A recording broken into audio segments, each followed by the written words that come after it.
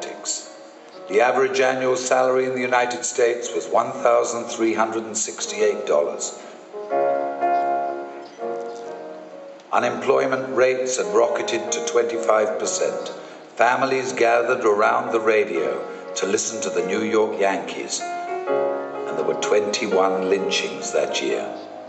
The American dream had become a nightmare, and what was once the land of opportunity was now the land of desperation. Instead of advancement, survival became the key word. On the 25th of September, United States President Herbert Hoover called for a program to stimulate home ownership. Goodyear announced construction of a giant blimp for the U.S. Navy. Stock prices collapsed yet again. Gasoline prices hit an all-time low. And vaudeville star Marion Sunshine was appearing at the Palace with Buddy Ebsen. Considering the times, one might have called it a rather ordinary day, with one very important exception. That was the day that Jim Rowan was born. Jim spent his early childhood living an unremarkable life in the unremarkable town of Yakima in Washington State, where the Yakima Indians had settled. It was a place lush with apples and wine grapes. One might imagine what his days were like, walking to school dressed in short trousers, sitting at a desk laboring over maths problems and practicing his penmanship. Joining his friends in the schoolyard, playing ball games and shooting marbles. Just an ordinary childhood in an ordinary town.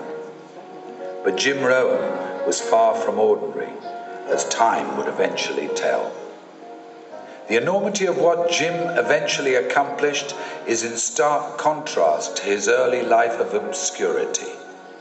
And while we hear the stories of what began to make this man extraordinary, one still wonders, what was the turning point? Was it that first year of college when he looked around him and knew in his heart he was destined for better things? Was it the moment when the Girl Scout knocked at his door selling cookies, and too embarrassed to admit he had no money, he told her he'd already bought some? Was it the message and lifestyle of his mentor, Earl Schoaf, that became something to which Jim aspired?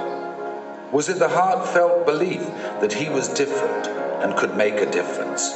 No matter what or when the turning point, Jim Rowan's tremendous impact on the Herbalife family and humanity was to become a powerful force.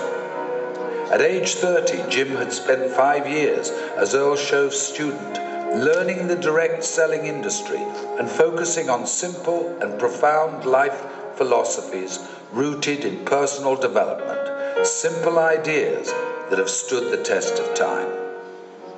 Work harder on yourself than you do on your business. Your income is directly related to your philosophy and attitude, not the economy. For things to change, you have to change. For things to get better, you have to get better. And the rest is history. Herbalife history. This unique individual has shaped the lives of so many of us sitting in this room and around the world. Jim's own rags to riches story has served as the foundation from which people have drawn strength to be something more than they ever dreamed possible. And his personal philosophy has inspired so many of us to lead a life that is full and rich. Earl Schoaf never lived to see Jim make his first million, which he achieved 1 year after his death. But that is not what defined Jim Rowan. It's what he did later that truly marked this legendary life. Having moved to Los Angeles in the early 1960s, it was there that he discovered that the story of the Idaho farm boy who made it to Beverly Hills could really serve to help people reshape their futures. Jim believed more in what each member of his audience could accomplish than they believed of themselves. And then, one fateful day in the late 1970s, a particular young man was in attendance at one of his seminars. His name was Mark Hughes. And in the early 1980s, Mark convinced Jim to speak to his early distributors. Jim began to teach, motivate, and further the lives of hundreds of thousands of distributors around the world each year. With his soft but direct voice and simple analogies, Jim showed how they too could find success and move beyond their self-imposed limits. He was one of those rare human beings who knew how to touch people and, more importantly, make them not simply look inside to find answers, but to take life-changing action. Jim has been described as a philosopher, motivator, and millionaire maker. His ability to help people dig deep within themselves, discover their own potential through personal development, and unleash their success has helped millions take one step closer to their dreams. Jim helped to inspire and train an entire generation of personal development trainers and hundreds of executives over his 4-decade career.